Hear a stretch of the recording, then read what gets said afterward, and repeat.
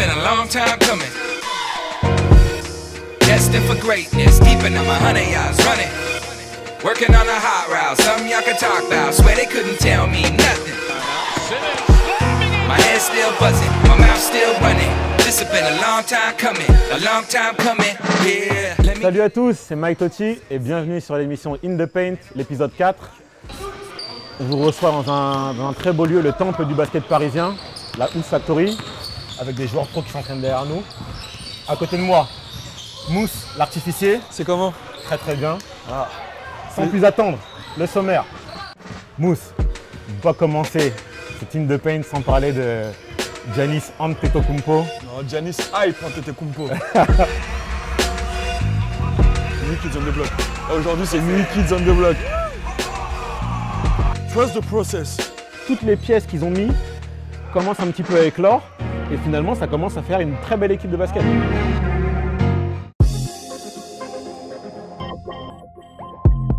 Everything goes to Giannis. Greek Freak, probably the #1 guy I'd like to watch. You know, on the path to greatness, that's for sure, if he's not already there.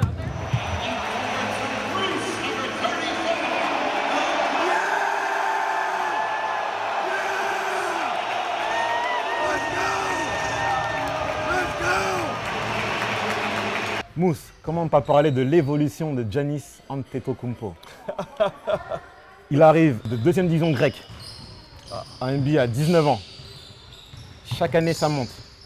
Au début, il passe sous le radar. Personne ne voit vraiment qui il est. Et petit à petit, il se fait sa place dans une équipe, alors que la star, c'était Brandon Knight. À l'époque, il se fait sa place petit à petit. Il rentre dans le dispositif des Bucks pour justement finir maintenant comme un potentiel MVP de la saison. Qu'est-ce que tu en penses? D'abord, waouh. On l'a tous vu, ce mec-là, c'est un extraterrestre. C'est 20-footer qui cavale comme un arrière, qui score et qui est capable de finir une contre-attaque en moins de 5 secondes. C'est chapeau. Il est apprécié de tout le gratin de la NBA. Kobe, KD, Brad Stevens pour citer que cela. Maintenant, pour moi, il y a trop de hype. Tu penses que là aujourd'hui il y a trop de hype? Aujourd'hui, il y a... Quand tu vois ses stats, son niveau de jeu actuel, tu penses que c'est trop? La hype est trop par rapport à ce qu'il produit sur le terrain? Je trouve que c'est trop tôt. Parce qu'en fait, comment je vois le truc, c'est que c'est un mec qui a réussi à quand même à s'imposer avec la blessure de Jabari Parker, parce qu'à la base, le vrai prospect de l'équipe, c'était Jabari Parker. Et Giannis qui passe sous le radar, qui au moment remonte, et finalement pour devenir l'une des grosses stars de la ligue en ce moment. C'est quand même une performance. Bien sûr, c'est une performance. Après, qu'on dise que c'était vraiment sur Jabari Parker, je ne suis pas d'accord. Parce qu'il faut quand même citer que le marché de Milwaukee est un marché qui n'est pas forcément attrayant. Tu vois, il n'est pas attrayant. Le premier coup de Milwaukee, en soi, c'est quoi? Le premier coup de Milwaukee, c'est la signature de Jason Kidd. Jabari est blessé. Il faut se positionner. Le mec se positionne. Aujourd'hui, il n'a rien volé. Chaque année, il évolue. Pourquoi, pour toi, il manque quelque chose dans son jeu pour pouvoir vraiment prétendre à ce niveau-là? Il a besoin d'être une menace extérieure. Je le vois jouer en ce moment. Il domine les matchs sans même prendre un tir. Maintenant, l'arme numéro 1, c'est le tir à 3 points. Et tu vois le contraire avec Giannis ou même avec d'autres joueurs comme Ben Simmons, où tu vois aujourd'hui des joueurs dominants qui tirent exclusivement dans la raquette. Mais tu vois, aspect tactique, technique. Aujourd'hui, tous les basketteurs délaissent le shoot middle range. Le shoot middle range est une arme, c'est une arme. Tu imagines Giannis avec un middle range. Tous ceux qui vont reculer quand tu vas prendre de la vitesse et qui s'arrêtent en pull-up. Son pull-up, il a 3 mètres de haut. Il a 3 mètres de haut, c'est fini. Il s'économise. La prochaine fois, le gars, il recule pas. Ah ouais, bah, je te démarre et je pète l'arceau. Il a cette détermination, il a cette âne, il a ces qualités athlétiques qui font de lui un cas vraiment à part. On lit partout en ce moment qui, lors de défaites, il s'entraîne jusqu'à 3 h du matin. Mais c'est les trucs de Kobe, ça. Il s'aspire des meilleurs. Il fait partie du gratin de la NBA. Mais je m'attends vraiment à que ce soit la moitié de saison pour qu'on puisse parler de ce titre-là. Pour toi, tu lui donnes combien de saisons? Pour être inarrêtable? Ouais. Allez, je vais faire ma fine bouche. Un an. Cette année, il va prendre des ficelles du métier. L'année prochaine.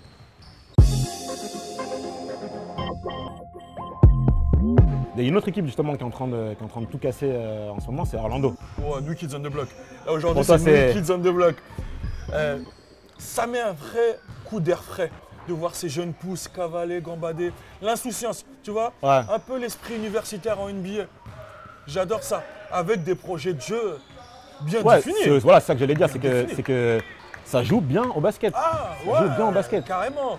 L'organigramme est respecté. Evan Fournier, qui fournit, Voilà. et le marsupilami, Aaron Gordon. Aaron Gordon, c'est abusé. Toi, tu les vois comment pour la suite? Ah, je les vois playoffable, hein. Mm. Je les vois playoffable. Avec cet air frais, cette envie. Tu penses que ça peut tenir jusqu'à la fin de la saison? Ça va être dur. Ça va être dur en janvier-février où ça va commencer à s'accélérer, où les matchs vont réellement compter. Ça va être dur. Mais si, avec ce qu'ils ont emmagasiné, ils vont pouvoir s'en sortir autour de la 6e, 7e, 8e place. Tu penses que les performances de Fournier, de Vucevic, de Gordon vont continuer à ce rythme-là jusqu'à la fin? Ouais. Tu sais, la victoire appelle la victoire. Et ça fait longtemps que tu n'as pas goûté à ça et qu'aujourd'hui tu es là, tu as envie de garder ce goût-là, cette saveur-là. Tu es ambitieux. Tu es ambitieux. Donc oui, sans blessure. Sans blessure, je les annonce playoffable. Parce que c'est vrai que le roster, même s'il est équilibré, il n'est pas forcément aussi élargi que les grosses écuries de la conférence Est. Est-ce qu'en période de blessure, ça peut commencer à devenir compliqué? Ça peut commencer à semer un petit doute Bien sûr. à l'intérieur de la team? La phobie en NBA en ce moment, C'est les blessures. c'est les blessures. Il y en a eu trop, mais c'est tellement positif que tu as envie en tant que supporter, en tant que fan de la NBA, de les encourager à aller voir en playoff. J'ai envie de faire un petit focus sur Evan, du coup, vu qu'on parle d'Orlando. Gros début de saison. Très gros début de saison. J'ai envie d'avoir ton avis sur le joueur en lui-même, sur ce qu'il est capable de faire, sur ce qu'il est capable de ne pas faire aussi, et vraiment son évolution à travers l'équipe de France, à travers la NBA. Il a vraiment ces deux casquettes-là. Qu'est-ce que tu penses vraiment d'Evan Fournier? Evan a un grand respect en tant qu'homme. Parce qu'on parle de son évolution là. C'est le gars qui a toujours fait des paris dans sa carrière. Il quitte l'INSEP, où il aurait pu rester pour aller à Nanterre.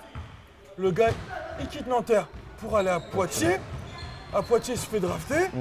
Il fournit des stats et à chaque fois, il fournit des stats. Il a ouvert sa gueule en équipe de France. On le rappelle, sans qu'il ait baissé son froc. Il fournit. Il fournit et le gars fournit. Aujourd'hui, j'ai envie de dire, ce qu'il fait, il le mérite.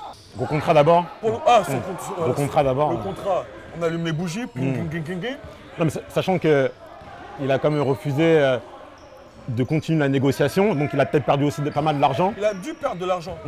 Mais tu sais, hein, il en perd là peut-être pour en regagner après. D'accord. Il a signé moins d'années pour pouvoir renégocier après derrière. Il est jeune. Parlons un petit peu de Philadelphie. Ah, cette équipe, tu l'aimes bien toi en plus. Hein. Le process. Bah, j'aime bien cette équipe justement pour ce qui se passe en ce moment et pour la communication qu'ils ont fait autour du process, tu vois, par exemple. Mais tiens, Et parle-moi un peu de ce process. en fait, tu vois, Embiid, je trouve que ça a été vraiment l'instigateur de tout le projet de Sam Hinkie. C'était le process que personne ne connaissait à la base. Bien sûr. C'est vrai que j'ai aimé justement le fait de dire c'est pas encore ça, mais croyons en nous et petit à petit ça va le faire. Et finalement, on voit que peu à peu, c'est en train de se faire, tout doucement. Toutes les pièces qu'ils ont mis commencent un petit peu à éclore et finalement ça commence à faire une très belle équipe de basket. Ah mais carrément. Surtout quand tu te rappelles de la souffrance qu'ils pouvaient avoir à l'époque, quand ils ont drafté Embiid et qu'ils ont appris qu'il était blessé, qu'il ne pouvait pas jouer. Ils étaient dans le dur, le coach n'était pas serein. Ils ont trust the process. Vraiment, ils ont stické avec ça jusqu'au bout. Et c'est vrai que ça fait plaisir de voir qu'une équipe a un plan, s'y tient à peu près, et finalement arrive à en tirer les dividendes. Parce que c'est vrai qu'on a critiqué beaucoup les équipes par rapport au tanking. C'est ça. Tu vois. Moi-même, je n'étais pas forcément fan du tanking en lui-même. Mais c'est vrai que quand finalement tu te retrouves avec deux premiers choix de draft, comme Simmons et Fultz cette année, plus Embiid, qui est un top pick et qui finalement se comporte comme un premier choix de la draft sur le terrain, tu vois que finalement, ils ont peut-être eu raison de tanker, tu vois.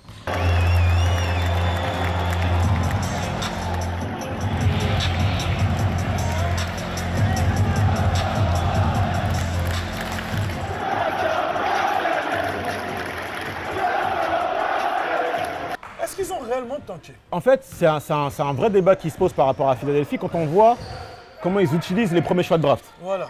Tu vois, par exemple, on prend voilà, pour venir par exemple sur Fultz. Ouais. Fultz, c'est un mystère quand on voit par rapport à sa blessure à l'épaule, comment ils vont l'utiliser jusqu'à la fin de la saison. Comment ils ont utilisé Embiid, qui dans les rumeurs, on se dit qu'il était apte à jouer à partir de la mi-saison. Quand tu vois par rapport à Simmons, pour les mêmes raisons. Bien sûr. Tu vois, donc on se demande justement s'ils ne font pas exprès de protéger leurs joueurs pour les laisser justement grandir et en même temps, eux, tanker pour avoir l'année d'après le top pick pour pouvoir justement assurer une bonne lignée de jeunes pour la suite de l'évolution du projet. Moi, je pense que, tu sais, ces joueurs-là sont des investissements. Ils ont loupé la moitié de la saison. Il n'y a plus rien à jouer. Est-ce qu'il n'est pas préférable de les rendre ready pour la saison d'après? Donc, les garder en secret et les faire bosser, que les lancer dans la fosse au lion et qu'il n'y a rien à gagner. The Sixers out of the timeout. Simmons slamming it down! Putting the exclamation point on this one.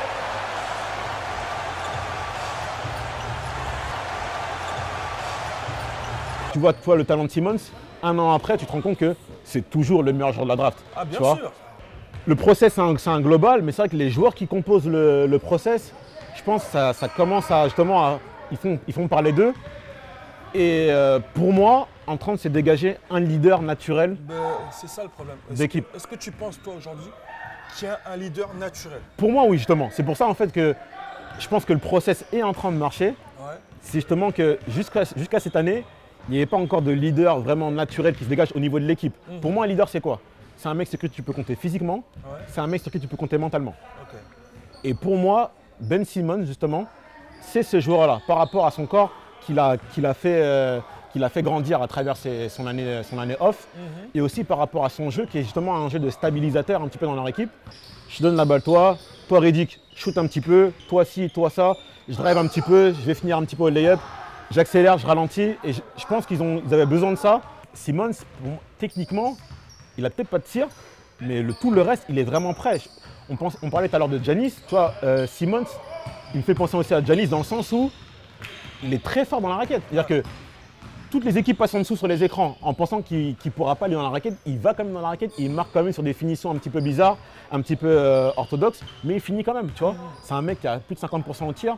Tu prends les mecs qui arrivent en première année, moi je me souviens de Kevin Durant par exemple, la première année, tu as 40%. Je pense que c'est ça qui amène les victoires, plus que le fait qu'il mette 18 points, 9 rebonds, 8 passes, etc. C'est le fait que c'est une arme dont ils avaient besoin pour se rassurer. Un mec qui met des paniers tous les soirs, tu vois, ou qui fait mettre des paniers tous les soirs. Et quand tu as une arme comme ça, qui est régulière, c'est-à-dire que vraiment, tous les soirs, c'est à peu près la même chose, ça stabilise l'équipe et ça donne une confiance qu'ils n'avaient pas forcément l'année dernière, même si déjà avec Embiid, ils avaient déjà réussi à avoir un peu plus de confiance. Cette équipe-là me plaît, justement par rapport à ça, parce qu'ils ont maintenant un monstre à deux têtes et des seconds couteaux qui commencent à monter, qui piquent très très fort, notamment notre petit Frenchie, le Waouh, qui est en train de monter. Et moi, j'aurais aimé savoir justement toi, ton avis par rapport à ce joueur-là. Qu'est-ce que tu penses un petit peu de son game et justement son évolution dans la ligue, tu vois? Bah Waouh, il fait pas de bruit, hein. Il fait son taf. Comme quand Philadelphie l'a drafté, il a pris, ils ont vu un gars qui avait un QI basket au-dessus de la moyenne et qui n'a pas besoin de foutre le bordel dans l'organigramme. Il sait où est sa place, il sait ce qu'il peut apporter. Aujourd'hui, la NBA, c'est des organigrammes. Si toi, tu es spécialiste en défense et que tu peux te mettre dans un corner pour tes jeux, eh ben, tu vas jouer longtemps en NBA. Si tu penses que tu peux tout faire et que tu veux rester dans ce concept-là, tu ne resteras pas longtemps en NBA. Tu vois. Et Waouh remplit très bien cette mission-là. Très, très bien. Et il va évoluer autour de grands joueurs. Il va sans doute exploser au même moment où Philly va exploser. C'est ça. Ça va devenir un joueur à 12, 13 points, 14 points par match, au moment où Philadelphie va devenir une équipe qui sera 3e, 4e à l'Est. It's been a long time coming. Destined for greatness, deep in my 100 yards running. Working on a hot route, something y'all can talk about. Swear they couldn't tell me nothing. My head's still buzzing, my mouth still running. This has been a long time coming, Yeah, let me... Mike, est-ce qu'ils sont prêts à entendre la surprise? Je sais pas. Dis-moi, est-ce qu'ils sont prêts à entendre la surprise? On essaye. Vas-y, fais-leur part. Fais-leur une petite passe décisive dont tu as le secret. À partir de maintenant, In The Paint, c'est hebdomadaire. Une fois par semaine, on se retrouvera avec Mousse, avec Mélie qui sera avec nous pour une émission hebdomadaire. C'est ça. Donc suivez-nous sur la page Facebook In The Paint et suivez-nous aussi sur le site www.inthepaint.com.